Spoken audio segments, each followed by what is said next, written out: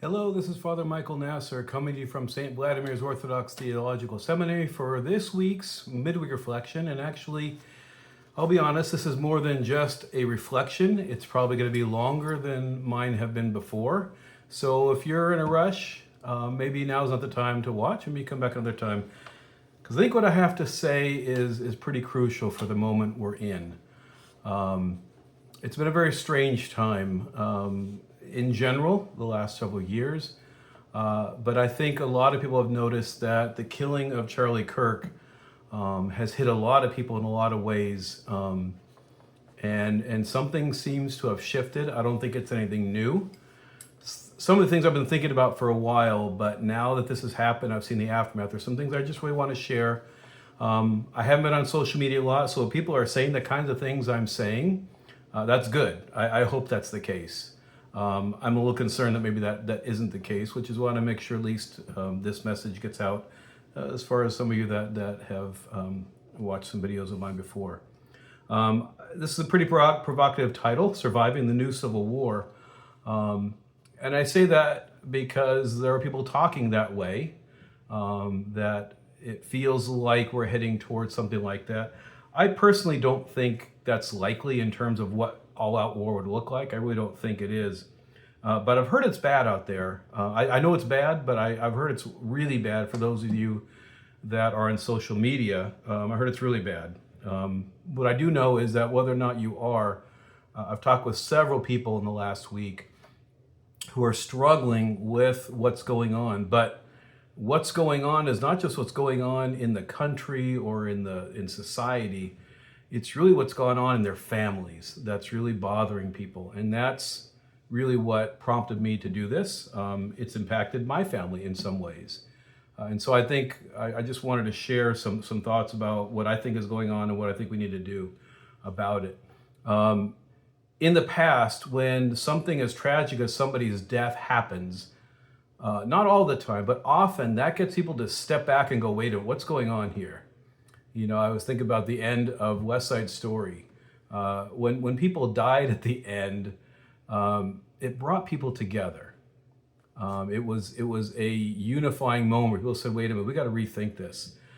That hasn't happened much. There's been some of that. Some people on, let's say, the political left, knowing that Charlie Kirk is on the political right, have said things like this is terrible. And those condemnations, I think, are good. There's a unifying message across the political spectrum.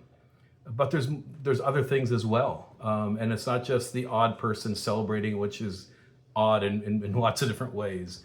But overall, his killing didn't lead to any more unity. It didn't lead to really a pause.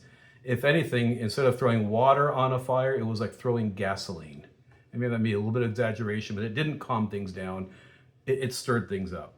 So we talk about a civil war. Again, I don't think it's going to be shots fired too often. I think this, I don't know, but it sounds like this may have been one of those shots fired in the actual political divide that the country, in some ways the world, is in.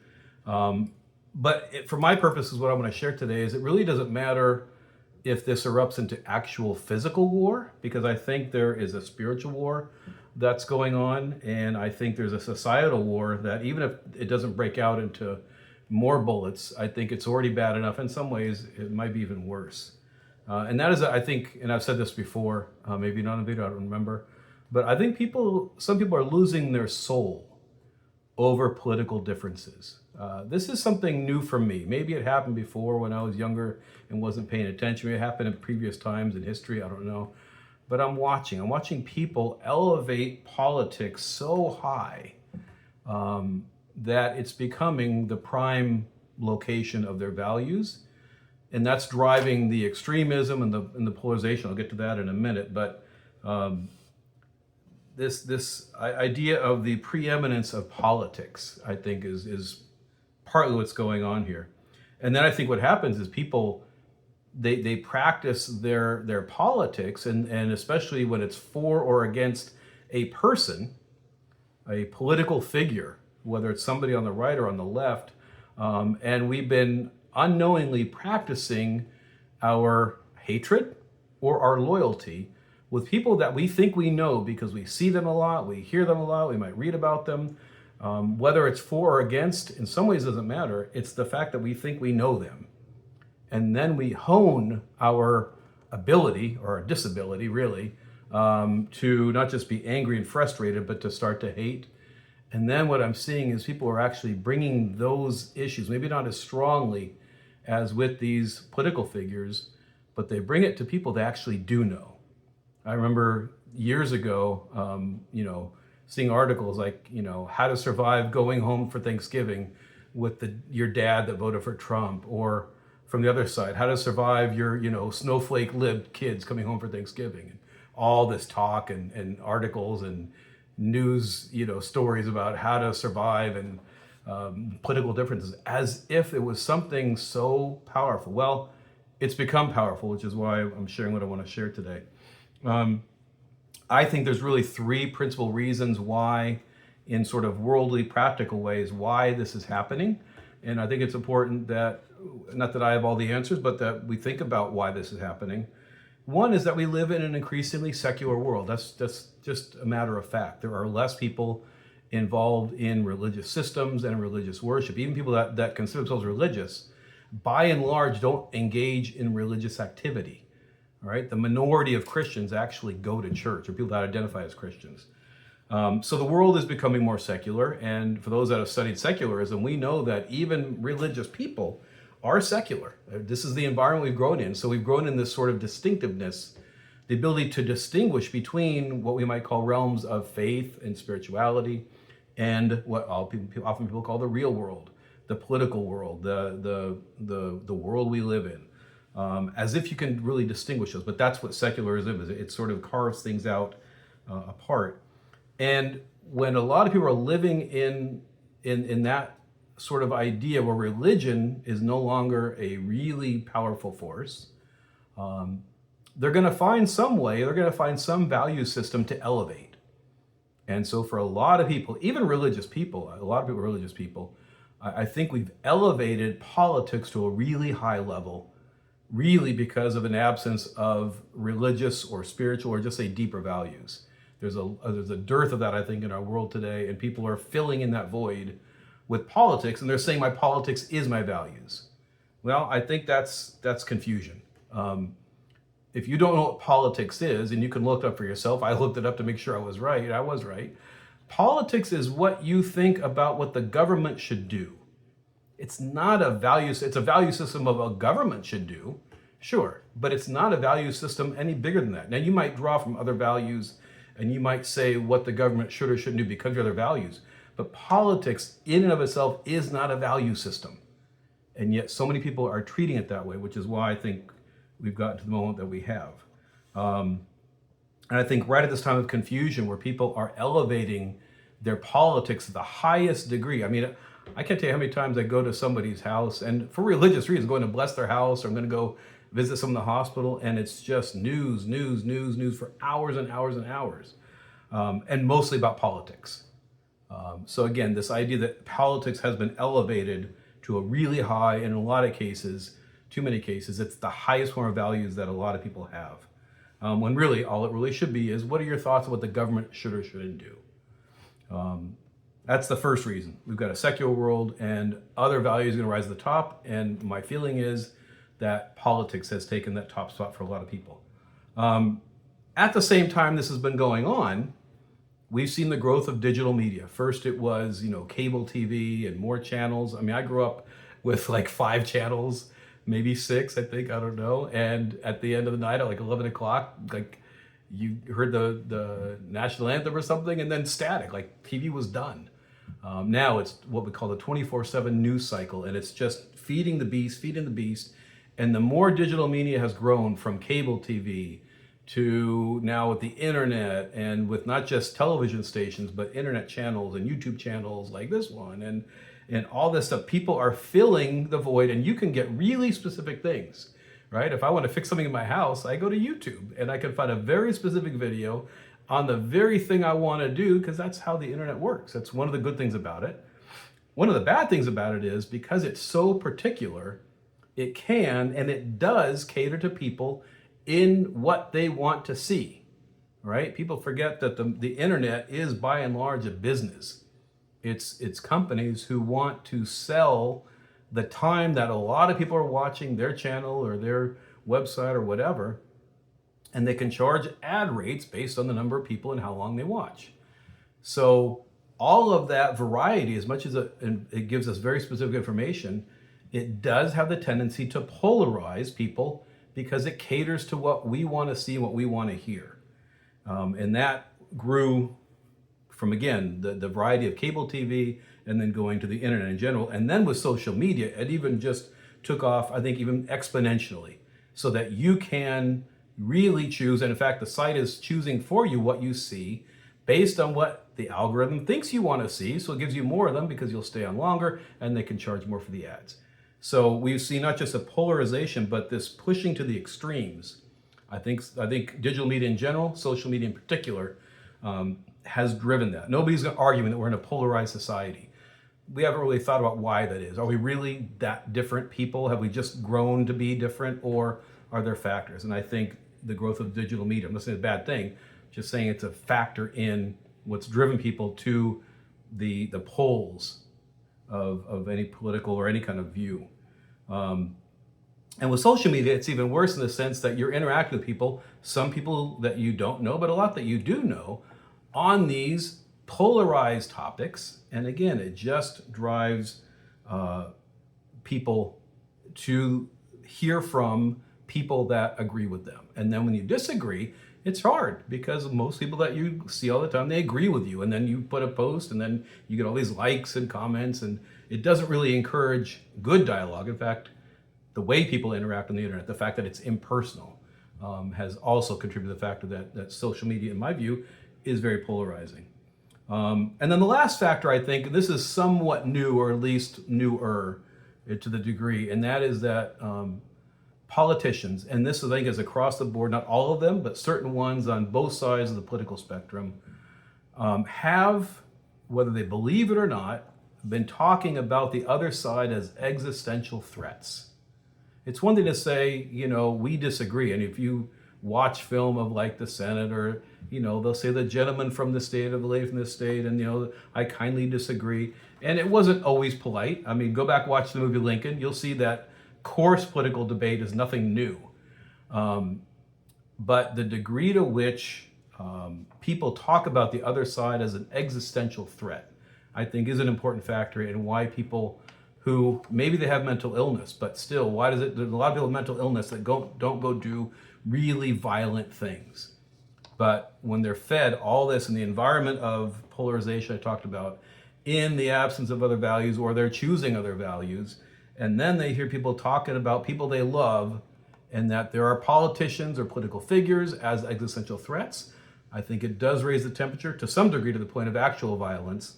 But I think with everybody, it raised the temperature to where we're treating each other, people who actually know each other, and we're treating each other very poorly because of the perceived threat of the other political side. So I think there is, in some ways, it's a civil war right now. It's a Cold War mostly, and I think we really all have to really think carefully. How are we going to live? How are we going to act? What choices are we going to make in a, at least mostly cold, civil war at this point between left and right? So I've got three main suggestions for everybody. Take it for what it's worth. Everybody else to make their own choices. I think because social media is one of the worst places in terms of fueling divisions, my opinion, I think we should do less of it. I think clearly is as little as you can. Maybe you cut it out. I've heard some people recently, people I love, I was thrilled to hear, I deleted Facebook, I deleted Instagram, whatever. I think that's great. As much as there's some really good things that happen there, you get to catch up on people and see what's going on and see what they're having to eat. I don't know why that's interesting. But I think at this moment, the less social media we consume, the better. And I would say, really importantly, no political social media. If you're engaged in social media politically, I'm not saying you're a bad person. I'm saying it's really dangerous right now. It's dangerous for you, and it's dangerous for people around you. And people that I know that I love and that love me, and I think they still do love me, but they've said on social media, if you voted for this person, then you're out of my life. Well, that's crazy. Like, politics is politics. It's our feeling on the government. It's not who we are. But when politics gets elevated as the highest degree, for some reasons I said earlier, I think just staying out of politics and social media is a very basic thing we can do. In general, I think getting out of social media or reducing it, and maybe if you can, eliminate it is a good idea. But at least getting out of the political fights on social media. I think in general, no conversations on politics should happen via screen, texting, emails. It should be face-to-face. Maybe a FaceTime discussion, maybe. But even then, like even on a video chat, you're still getting 2 dimensions. You're not getting 3. It's better. It's better than nothing. It's better than the text. But I would say no political conversations via a screen. Let's just decide, at least for now. Maybe we don't do this forever, but I think for now we just say, you know what, I'm backing off of that. If I'm gonna have a political discussion, I get together with my friend, we have coffee, we talk face to face, maybe a phone call, a little tricky, but not via screen. And I think last of all, and this is really just more for this moment, I think for now, I think we can afford to have less political discussions. There's many more things we could talk about in the world than political discussions.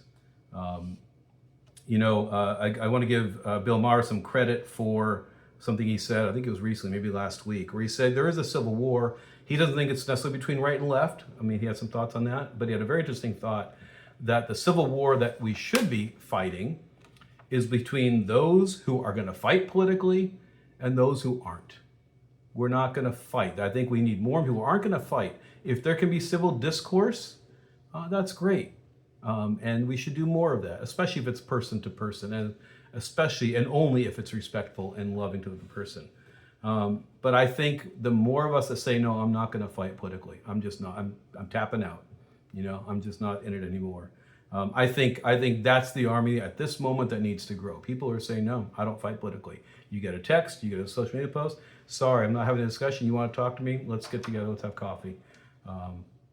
And I think more of us need to do that. And then secondly to that, I think to really, first of all, work on ourselves and say, you know what? I've got to make sure that politics is not the top spot on my values list.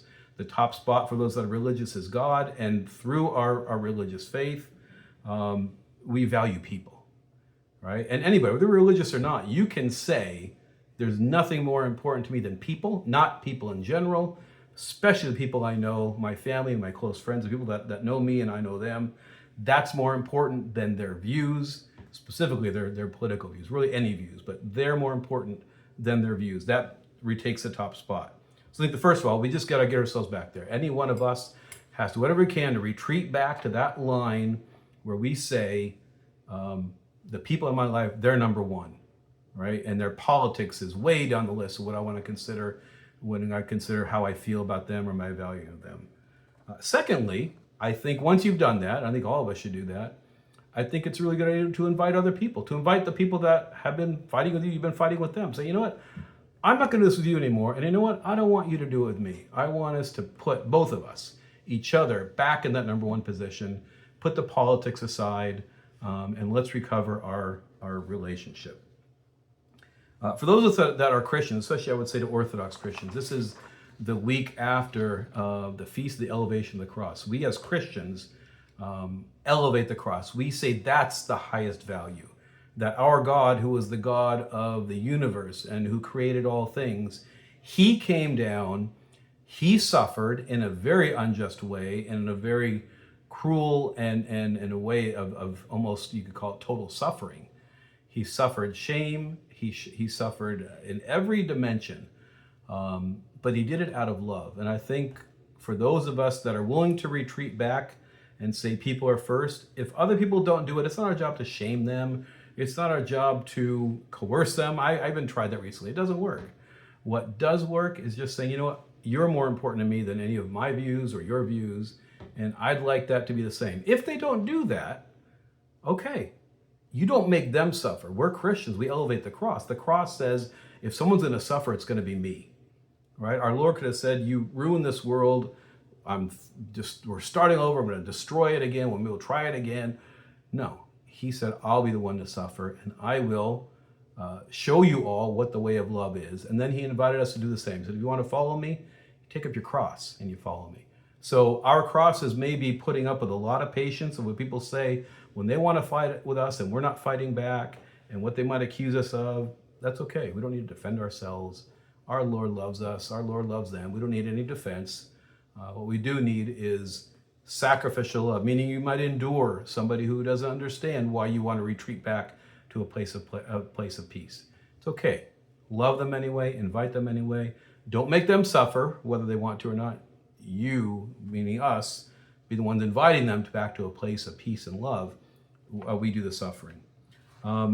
So that's the main message I want to say. I think it's really important for everybody. I think that at this moment, love is the important thing.